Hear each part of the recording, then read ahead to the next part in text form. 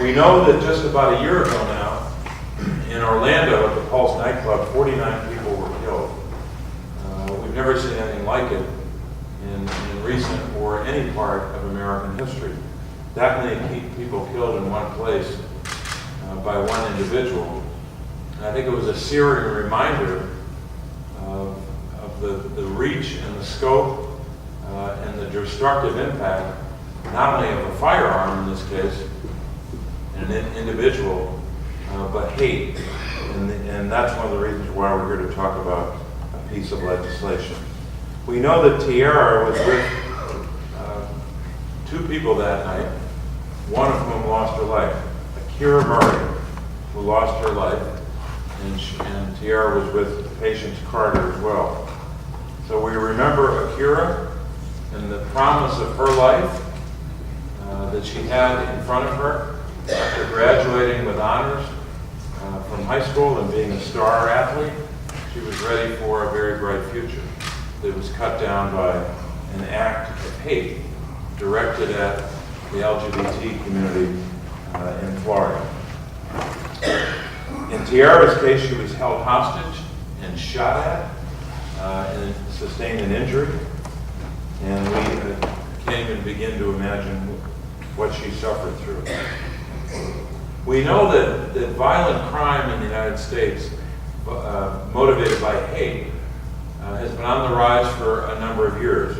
We're told by the Southern Poverty Law Center that 917 hate crimes operating in the United States right now, and that's up by 50% since 2000.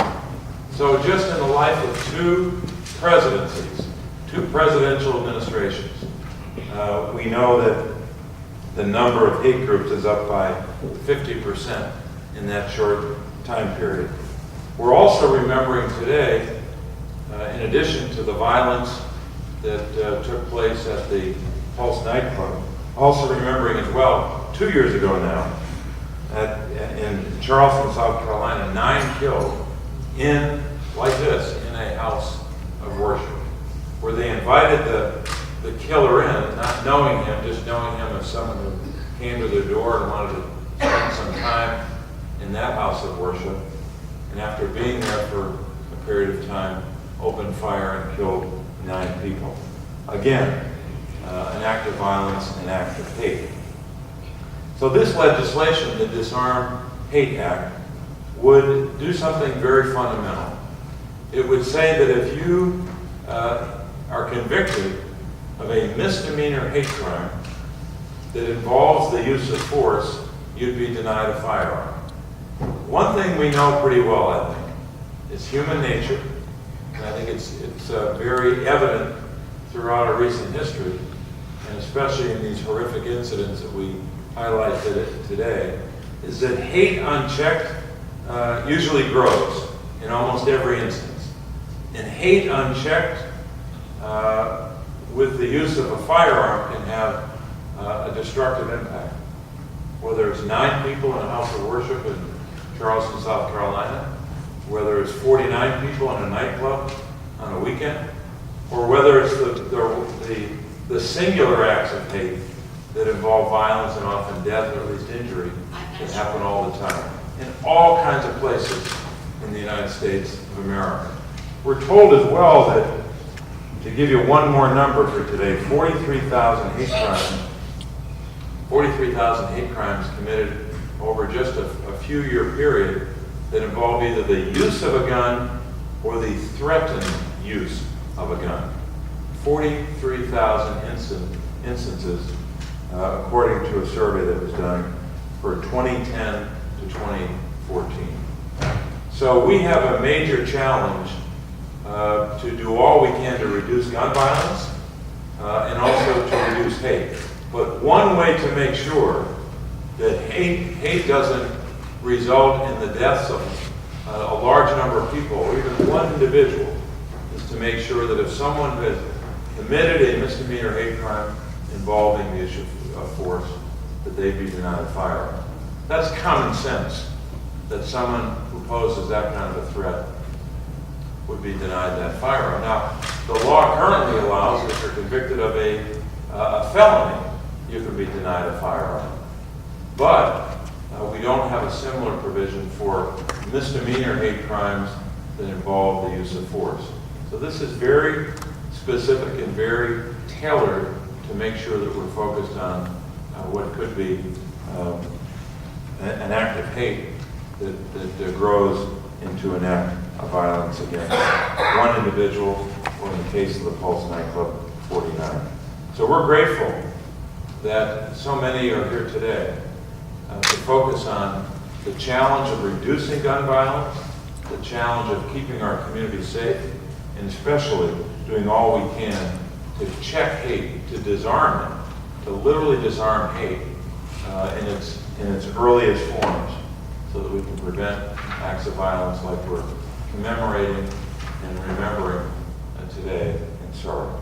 Thank you very much.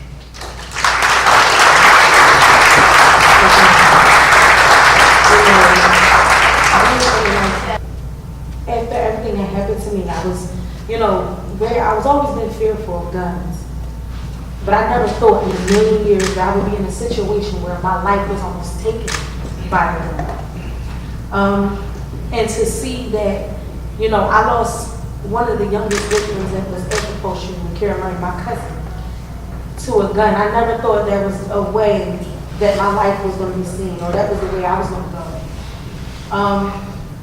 And I have to say that the bill that's being presented today, that's being presented to the world today, preventing people to get guns for certain reasons, I would love to see it be done a little bit deeper.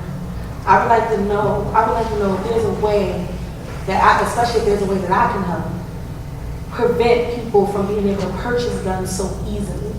I've noticed that's been an issue, long before I was born. I'm only 21. So I know that has been an issue long beforehand. So I'm wondering if we can dig a little bit deeper, Senator, that we are able to stop guns from being purchased so easily, starting from the sources, from where they come from where, people are, where they're creating them, where they're making them, just starting from where it goes there. I'm 21 years old. I'll be 22 on July 2nd. I almost did not make it to see my 22nd birthday. Shoot, I almost didn't make it to see my 21st last year. So being able to be here, my job, there's a reason why I'm here. There's a job for me to get done. So like I said, I want to work with each and every, ceasefire and any other gun prevention, program out there to help you guys by any means. Whether I got to run around everywhere to tell my story 1,000 times, because I know you guys have probably heard it 1,000 times. But I will do what it takes to make sure that we start getting rid of them, because I lost way too many people that are way too close to me because of a gun. So that's where it starts. Again, I have to say it's such an honor to be standing here in front of y'all. And I want to cry so bad, but I can't draw any tears, y'all. I think I done had my fair share. By any means, you guys stay safe out there and stay alert and stay on high alert. But I appreciate everything.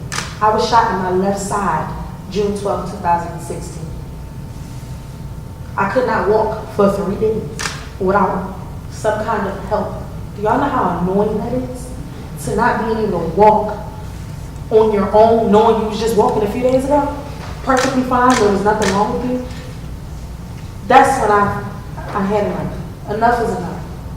And that's where it starts. Again, thank you guys for having me here today. And it was a pleasure speaking in front of you all, speaking with the senator behind me. I probably can't see him. But, the Reverend, thank you so much. And thank you so much, Ceasefire, for everything that you guys are doing. And people who are part of the gun programs and advocacy programs, thank you. And I will be there to support if you need me.